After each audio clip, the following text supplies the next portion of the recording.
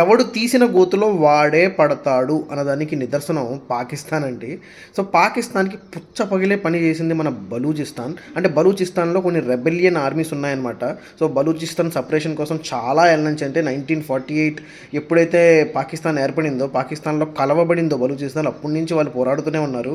So, వాళ్ళకి పాకిస్తాన్‌తో కలిసి ఉండడం ఇష్టం లేదనమాట. ఎందుకంటే వాళ్ళు వాళ్ళ థాట్ ప్రాసెస్ ఏంటంటే వీళ్ళు పంజాబ్ వాళ్ళు మా మీద రూల్ చేయడం ఏంటి, మేము డిఫరెంట్ ముస్లిమ్స్, మేము రియల్ ముస్లిమ్స్.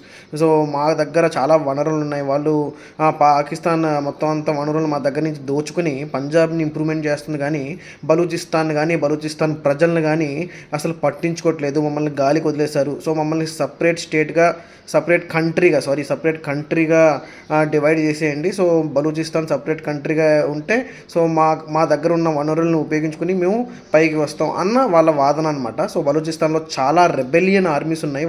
వాళ్ళందరూ ఇదే పోరాటం చేస్తున్నారనమాట. సో ఈ కారణం చేత అంటే ఒక ట్రైన్ హైజాక్ చేశారనమాట. సో ట్రైన్లో 400+ మెంబర్స్ ఉన్నారంట. అందులో ఆడవాళ్ళు, ఇంకా పిల్లలు, చిన్నపిల్లలు, ఇంకా సివిలియన్స్ కూడా ఉన్నారు. అండ్ ఆర్మీకి సంబంధించిన వాళ్ళు కూడా ఉన్నారని న్యూస్ వచ్చిందనమాట.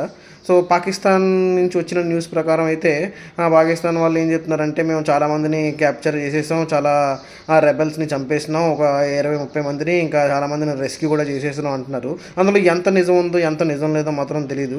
కానీ నిజంగా చెప్తున్నా, పాకిస్తాన్ ఆ టెర్రరిజంని పాలు పూసి పెంచిందనమాట. సో వాళ్ళే అడ్డం తిరిగారనమాట. అంటే పాముకు పాలు పోస్తే పాము కాటేస్తుంది కదా, సో అదే జరిగిందనమాట. సో ఇప్పటికైనా కాస్త కళ్ళు తెరిచి అభివృద్ధి పైన, ఇంకా ఎలా మన దేశాన్ని పైకి తేవాలి అన్న విధంగా ఆలోచిస్తే దేశం ముందుకెళ్తుంది. ఇంకా ఆ దేశంలో ఉన్న పౌరులు కూడా ముందుకెళ్తారు. ఇంకా మతోన్మాదాలతో ఇలా కొట్టుకుని చేస్తే ఇంకా అట్లానే ఉంటారు, ఇంకా ఎదగరనమాట. జై హింద్, మేరా భారత్ మహాన్.